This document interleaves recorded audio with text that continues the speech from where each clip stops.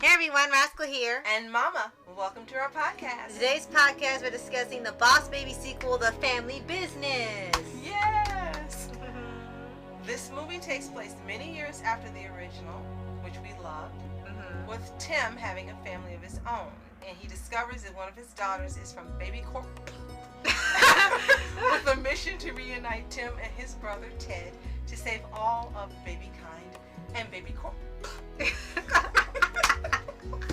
And before we start, be sure to like, subscribe, click the notification button to get to future podcasts or more pause videos. If you've seen this movie, then you'll understand why it's hilarious. Right. Now one more time, BabyCorp. So, we were not sure about this movie for us to see because it had been so long since the first one. And they had left it off where, okay, there's probably going to be a sequel, and there was.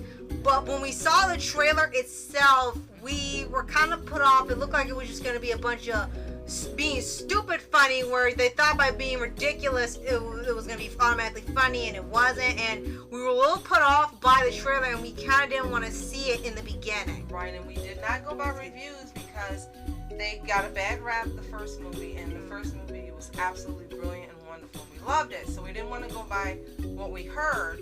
We were going by, as you said, what we saw. Right. So it delayed us in actually seeing this movie for quite a while. Yeah. Then we were able to get it for free. Yes, and the only review we ever really saw of it was that, like, a couple said, hey, you know, we were wrong, this actually was a good movie. We're kind of shocked to even see that because of how much they tore down the first one. They said, hey, this is actually pretty good.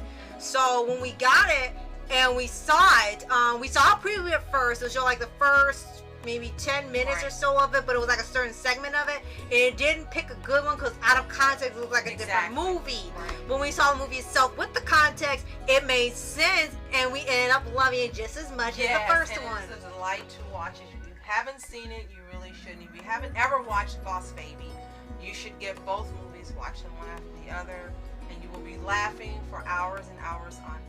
Yes, absolutely. And another thing is, this is a holiday movie that they turn out to advertise in freaking summer.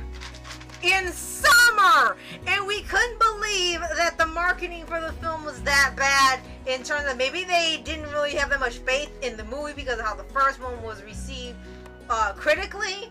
But it would have made more sense to release this in November, which was when we saw Long After, or December, and would fit the theme of the season. So it was weird they did that, releasing a holiday movie in the middle of the summer. Unless you're watching in July and it'd be Christmas in July, it will no longer really fit the theme of it. Absolutely. We were just stunned to see that it was a Christmas movie. And we were like, whoever was in marketing needs to be fired. Because everything Rascal said is true. Why would you put out a Christmas movie in summer? It had nothing to do with Christmas in July. Right. And it was just as dumb as the marketing and the change for Artemis Fowl, which also would have been a Christmas movie if they hadn't jacked that up. So there's a lot of that we see in Hollywood where they take it out of context, ruin the effect, and Boss Baby 2 is a Christmas movie. Exactly. And, you know, as the film goes on, like, they show you the years, and with Tim, it does start out in other seasons. It starts off being like in the summer seasons and spring and stuff, but the main events of the movie take place in December. So it's not like it's just preparing for it. It's in December. By the end of the movie, it is Christmas Day. Yes, absolutely. And the main thing for this movie is that they still had the message about family. And for this was more about, you know, family growing apart. And, you know, don't let your family grow apart, and don't grow up too fast were the main messages of the movie. Very different from how a few of the stars saw the film, but still, when we saw it, the main conflict of the movie is that Tim's is grown up, he has a family, but he still has the imagination he did as a kid. He still imagined these wild scenarios. And he's a house husband. We were like, right, it's the wife's the breadwinner. She the way of the house husband. The American version. Yes. And they said the wife's the breadwinner. She literally wins awards for making bread. Like, literally.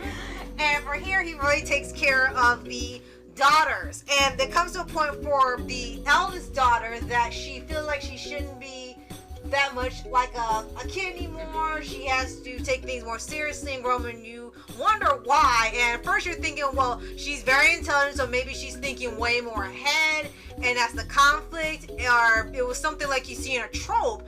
But when you get to the meat of the story, is that she's learning these things from a school run by that's supposed to be the main antagonist, that's teaching the kids to not be kids, want them to grow up real fast so they don't have to need their parents. And it was like a really crazy concept, and that's what was happening with her. She was forgetting how to be a kid because they were telling her it's time to grow up.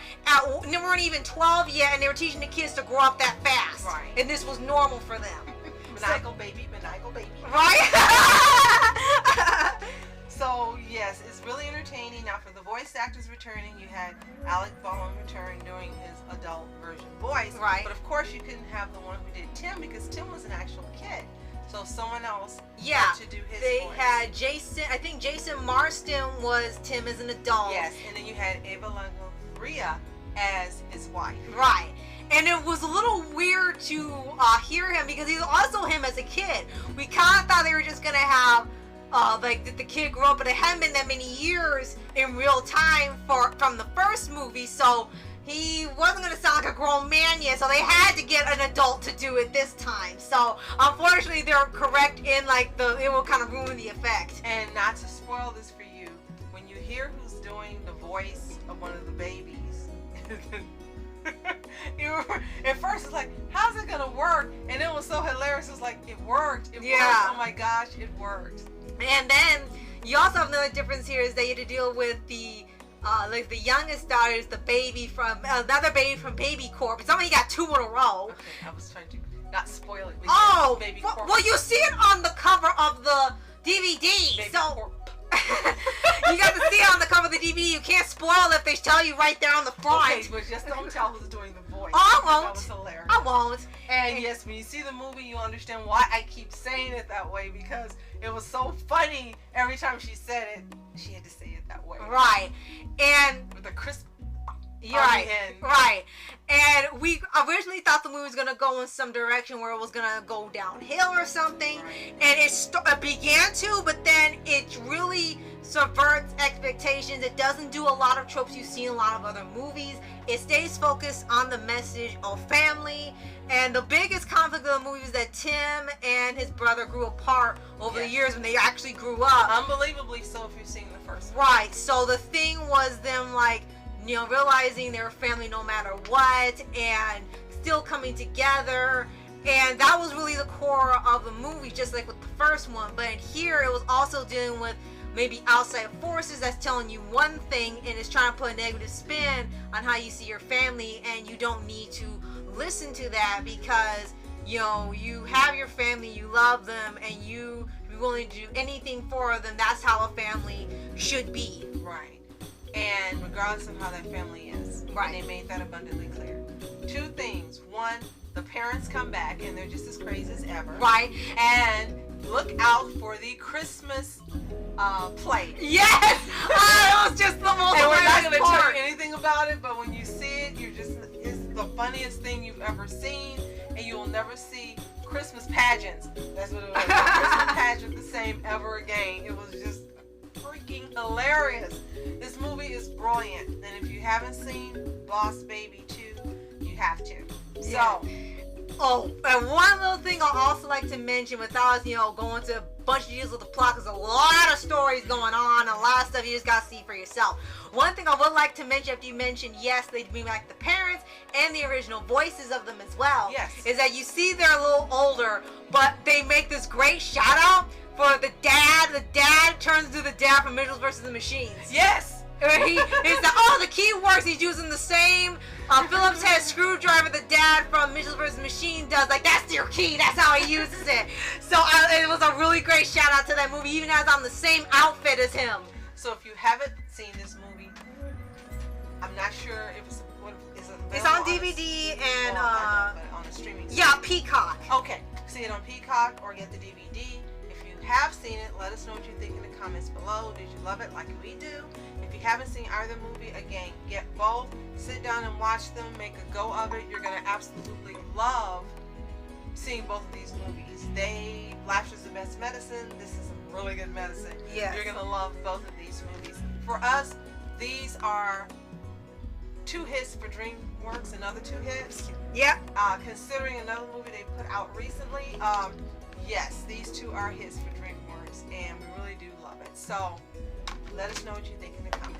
Yes, and be sure to like, subscribe, and click the notification bell to get updates on future podcasts and World of Paws videos. Absolutely. So, thank you so much for watching Mask Entertainment. And Mom Entertainment. Have a fantastic day. Peace. BabyCorp.